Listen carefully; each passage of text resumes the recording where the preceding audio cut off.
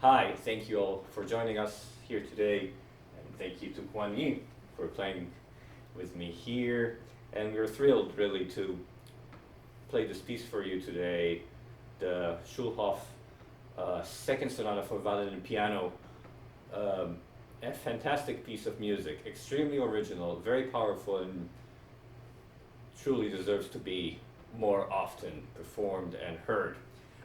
Due to time constraints, we'll start with the second movement, but this is a very, very striking, slow movement, really quite tragic. It features this motive, ta-ta-tam, two short notes, one long,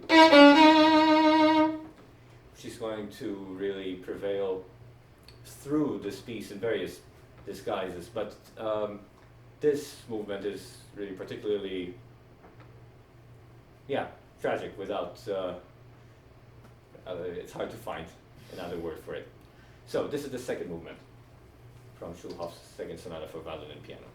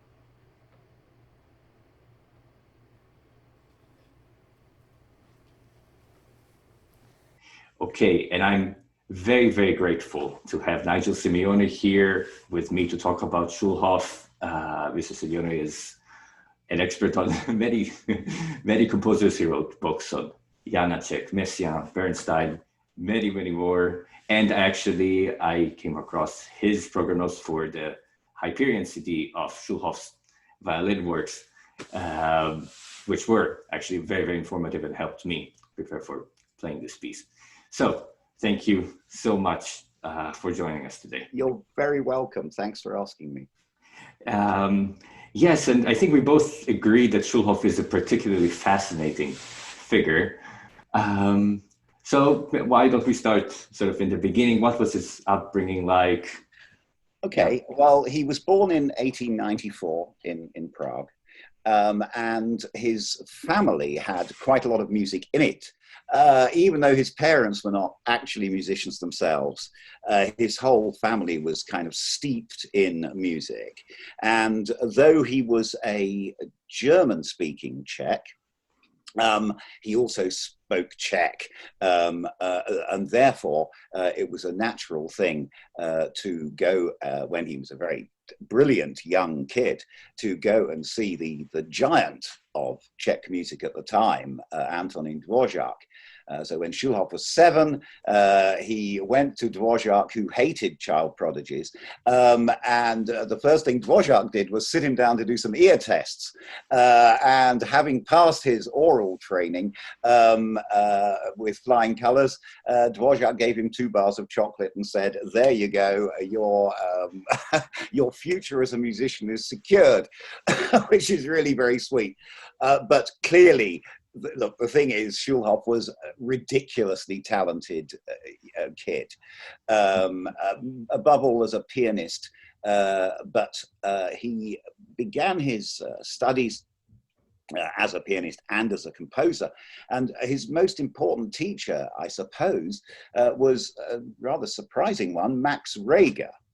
In Germany. He studied with Reger, and they got on, which is also quite surprising. And some of Schulhoff's very early works from sort of 1908, 1909, when he was learning with Reger, even have a slight sort of Regerish influence. But the thing about Schulhoff was that he allowed himself to be sort of steeped in all sorts of different composers. And next one along in about 1912, 13 was Debussy. Mm-hmm.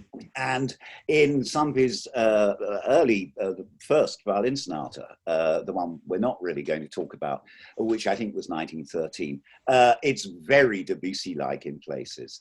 He obviously was utterly seduced by these glorious, impressionist harmonies and so on.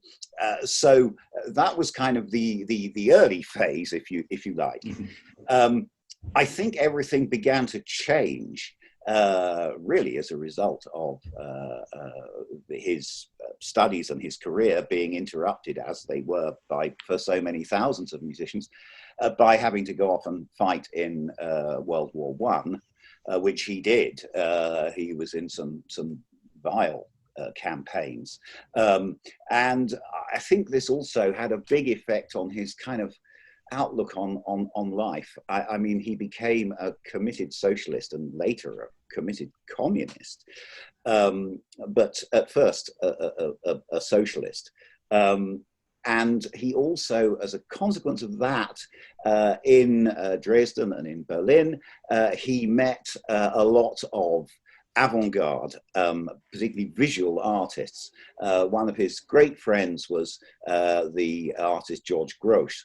And in, I think, 1919 or so, Grosz, who had this huge record collection, started playing Schulhoff jazz, very early recordings of jazz, and that set him off on another kind of sphere of influence, if you will. Now, Schulhoff and jazz, as with so many other composers and jazz, Mio, Stravinsky, you name them, it's a very European view, shall we say, of what jazz constituted. Of course, it's all rigorously notated, and it tends to rely on closed dance forms, tangos, foxtrots, charlestons, you name it. And it's interesting with Schulhoff because he did write a lot of pieces with jazz somewhere in the title. And there are some wonderful jazz etudes for piano. I mean, they're dazzling. There's a wonderful later piece, one of his last chamber compositions, which is a thing called Hot Sonata for saxophone and piano. But that's about the only one of his, if you like, big, large-scale concert works where jazz is very much at the heart of it. In pieces like the Second Violin Sonata, the duo for violin and cello, lots of other instrumental pieces, the string quartets, which are fantastic. All of these things from the 20s. There are occasionally jazz inflections, but honestly, he kept jazz sort of somewhat to one side. So I guess we can hear the odd hint of jazz in a piece like the Second Violin Sonata, but really it's not an important influence on it. But Schulhoff was an omnivore. You know, this was someone who would definitely try everything on the menu in a restaurant. You know, he never stopped. He never stopped absorbing and exploring. And I think one of the huge influences that is clear from a lot of his best chamber music, which is all from the 1920s, is Bartók. And of course, it's probably no coincidence that you know, Bartók's two violin sonatas just predate Schulhoff's second sonata. Bartók was writing string quartets at the time Schulhoff was. I think there was a big influence there. And of course, the duo for violin and cello, which is a fantastic piece. He can really only have got the influence for that from Kodai. And I guess it's no coincidence that all three of them were published by Universal Edition. In fact, I've got the original print of the duo right here in those very familiar Universal covers from the 20s. And on the back, you know, there's an advert for modern chamber music, and what you find, the first two Bartók quartets, Bach, Kazella, Alois Haber, another very important Czech experimental composer, some of Mio's quartets, and so on. So Schulhoff was in extremely impressive company. And actually this piece, which is a wonderful work, is dedicated to another one of his musical heroes, actually, Janacek. And Schulhoff wrote the most wonderful thing about Janacek in 1924, when Janacek was 70. Schulhoff wrote a lovely piece in the Universal Edition House magazine called Anbruch, which means dawn. And he said, you know, Janacek is 70, but his time has still not come. He has a youthfulness that puts the rest of us to shame. You know, he has an energy that none of us can match, and so on. So he saw great things, and he saw in Bartók and Janacek what I think a lot of other people were not yet seeing. And one of the things that you get, actually, particularly in the second sonata, which I think is a wonderful trait in Schulhoff's music, it's something that Janacek and Bartók, both in their different ways, were brilliant at as well, is generating kind of musical momentum, setting off these kind of bursts of energy with very deliberately very limited material, you know. So he does something actually in the second violin sonata that's absolutely extraordinary, which is to start each movement with the same little rhythmic tag, the 2/16 notes, and then a longer note. It's sometimes a quarter note, sometimes an eighth note. Yes. But the thing is, it gives the whole piece, even the slow movement, this kind of, well, it gives you the sort of rhythmic unity that never becomes monotonous, which is interesting, because it could become just a rather tedious kind of gimmick, you know. but actually it seems to me that it holds the whole work together quite wonderfully. So there was a real musical brain there. I mean, a real composer brain, and he sort of draws the best of contemporary, especially East European composers, particularly Bartók and Janacek. Probably early Kodai as well, when Kodai was still being quite experimental too. That's right. In this piece, I do really hear a lot of Hungarian. Even the second movement, this yatata figure, this version of this motive that you're talking about is particularly Hungarian. Also, there are a couple passages that particularly remind me of Bartók. Violin Sonata, say, in the third movement. Yes. Very much, and I guess what you were talking about, the momentum, I find that the end of the piece is very much this building momentum, very, very, that is, one just cannot almost bear the tension. I completely agree. And, you know, it's a funny thing. Some composers have a knack for this. And I think this was a Schulhoff thing. There are so many Schulhoff pieces that kind of drive towards a really quite thrilling close. Even some of the later pieces. I mean, it's worth saying that, you know, the chamber music that we're talking about, that we're concentrating on, is nearly all from the mid to late 1920s. It was a kind of golden era for Schulhoff. Now, before then, he'd had, as any composer does have, his kind of zany experimental years. He'd mixed it with some Dada artists and was one of the very few composers, apart from Satie and Mio a bit and a couple of crazy Italians, who actually wrote Dadaist music. There's a set of piano pieces called Five Pittorescan, and the third of those is well worth anyone looking up for the most exquisitely notated page of absolute silence. It's called In Futurum, and it's of course a complete joke. He wasn't trying to do what Cage was doing later on. He wasn't imagining people listening to what the silence can tell us. It's not a kind of aesthetic thing like it is with Cage. Instead, I think it's just a kind of Dadaist joke for Schulhoff. But he got over that phase pretty quickly, and there's very little evidence of it in his later pieces. But there is a certain sort of surreal quality that you get in his one and only opera, which is called Flames, which was written in the late 20s. It's kind of post-Janacek, in other words, and in fact first performed in Brno and translated into German by Janacek's great friend, Max Brod, who crops up everywhere, of course. That's right. And later, of course, very importantly in Israel. But when he was still working as the critic for the Prague newspaper and being a sort of musical I don't know, kind of fixer and energizer and animator. He translated this opera into German as Flammen, it means flames, and I'm afraid it wasn't a success, but the story's worth mentioning because it's a kind of surreal retelling of Don Giovanni, and the cast includes Don Juan, Donna Anna, the Commendatore. I mean, they're all in it. And their sort of twist on it is that instead of being dragged down to hell, Don Giovanni is forced to live forever instead, endlessly to reflect on his mistreatment of everyone, especially women. So there's that. There's also, from the early 20s, an absolutely astonishing ballet. I mean, if you think The Miraculous Mandarin is a bit gruesome, or The Rite of Spring story is a bit gruesome, then Ogelala, which is based on an old Mexican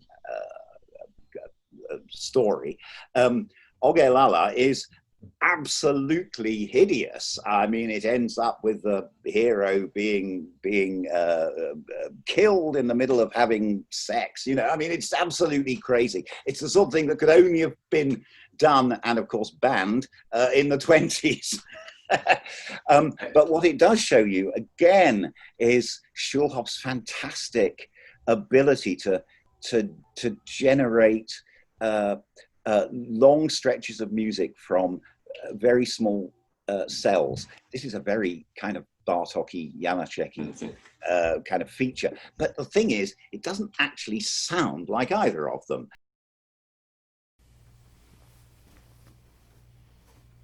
And now we'll play the third movement from Schulhoff's second sonata for violin and piano.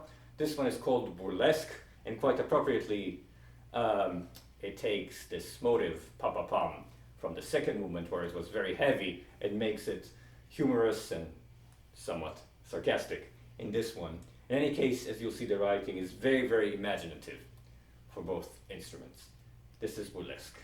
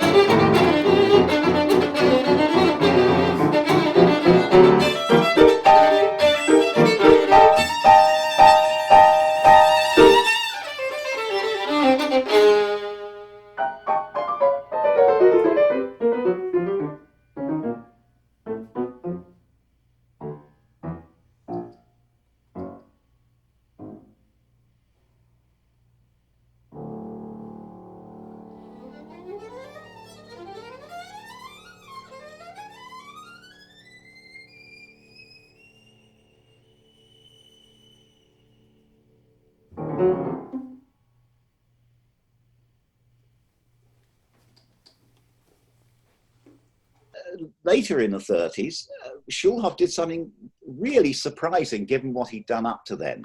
You know, pieces for small ensemble, pieces involving jazz, pieces involving sometimes. He turned to writing symphonies. And so his last big pieces were a series of symphonies. And in fact, the last work he completed before he died in Wolfsburg concentration camp, though he actually died of TB there. But it's the Sixth Symphony, which is called Liberty, subtitled Liberty or Freedom, Svobody anyway.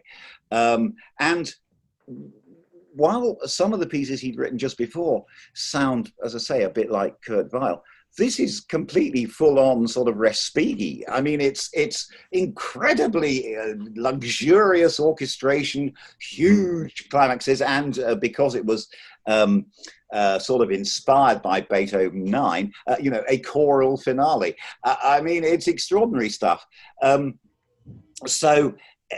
Yeah, he's a composer who never stood still, let's put it that way. And you know, perhaps the problem is that, if there is a problem with Schulhoff, perhaps the thing that stopped him getting as well known as his best pieces deserve to be, is that he had such a kind of chameleon-like kind of musical style. So what you get from the mid to late 30s are these kind of socialist realist symphonies, which seem worlds away from the sort of energetic, small-scale chamber pieces of the 20s.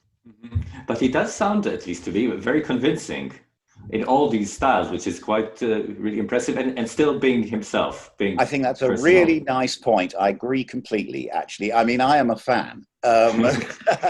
During his lifetime, do you find that also this sort of chameleon and multi-stylistic nature of his writing also didn't help his cause, or did it happen mostly later on, sort of posthumously? That's a really very interesting question. He was dropped by Universal Edition in the early 30s. Um, so he'd been with them and they'd been publishing all of his stuff from the early 20s onwards. You know, this great engine of contemporary music publishing, the people who published Schoenberg and Berg and Janacek and Bartók and, you know, all of the absolutely great early 20th century composers, apart from Stravinsky, were published by Universal in Vienna. And they dropped him, which is quite an unusual thing for that firm to do. And I think they were probably slightly bewildered by the direction he was moving in. Like an awful lot of other East European composers of that interwar period, and actually particularly Czech composers of that interwar period, the generation after Janacek and Josef Suk and Novak, now, some of them disappeared for, you know, the most unspeakable reasons, as in the ones who perished in the camps. People like Pavel Haas, Gideon Klein. Mm-hmm. Pavel Haas, possibly Janacek's most gifted pupil, so gifted that his music doesn't sound remotely like his teacher, which is always, I think, a flattering sign of a great composer and a great composition teacher. But the others of the same generation, people like Emil Axman, people like Ladislav Witzpalek, people like Willem Petjelka, who's another Janacek pupil, who all went on to lead quite sort of long and fairly happy lives. Their music simply has disappeared.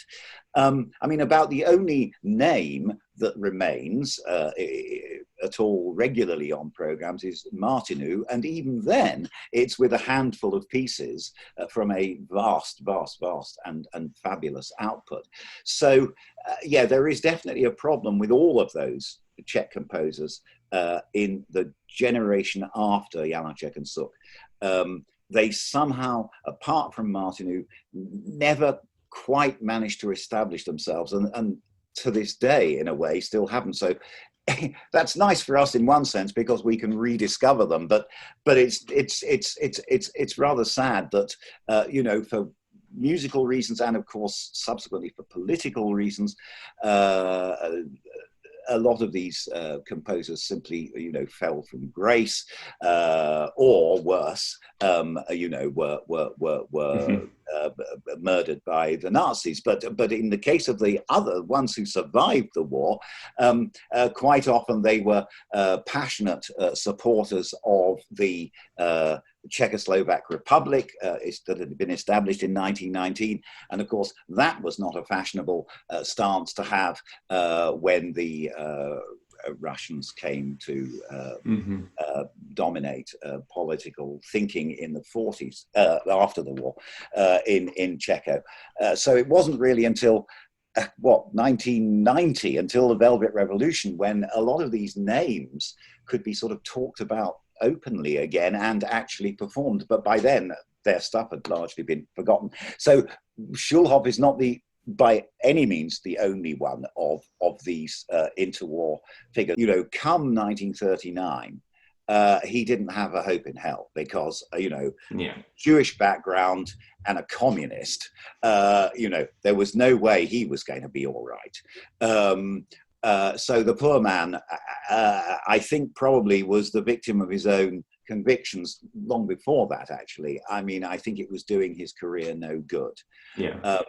It wasn't going to stop him because this was something he believed in. So to that extent, you have someone rather indomitable and rather courageous in a sense, in that he he kept believing things very deeply and kept writing pieces of music that are very overt ways of expressing it. I mean, as in a cantata on the Communist Manifesto. And I'm sure that as the 30s progressed, even in a liberal democracy as Czechoslovakia at that point was, that will have been an uncomfortably extreme position to take, let's put it that way.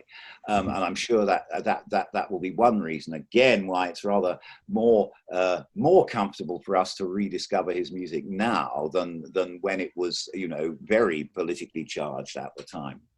Schulhoff wrote a lot of piano music, which is extremely hard. And in fact, the piano part of the second violin sonata is beautifully written, but it's astonishingly difficult in places. I mean, it really needs learning. And so he was a really, really good pianist. And there's a lovely bit of evidence of that, not in one of his own pieces, but in one of the first ever recordings of the Mozart Quintet for Piano and Wind, which he recorded in about 1929. And it's the most beautiful, subtle, understated and incredibly agile performance of the piano part. It's absolutely gorgeous playing. So he was a terrific performing musician as well. I mean, a really good one. He wasn't just an occasional pianist. He was somebody who, to some extent, made a living as a pianist, and a very, very, very good one with in Schulhoff's case, probably not surprisingly wide repertory, because, of course, he was interested in everything. But he particularly adored Mozart and Beethoven, neither of whom, it has to be said, were the most fashionable names in, in 1920 wannabe avant-garde composers. Okay. For me, I think we've covered a lot. Is there anything else that you would like to add? Only that he's one of those composers who I really, every time I hear one of these wonderful chamber pieces, actually, the second violin sonata, the first and second string quartets, and the duo for cello and violin, and the solo violin sonata, which of course is decades before Bartók's, even though it is a very Bartók-y piece. Every time I hear one of those, I come away thinking, I've heard a piece by a great composer. I really do come away with that very strong impression. It's time for Schulhoff to get played more often so that lots of people can come away with the same sort of feeling. Okay. Thank you so much for all of this. This was really fascinating. Well, I'm so glad, and I'm so glad you're playing his music.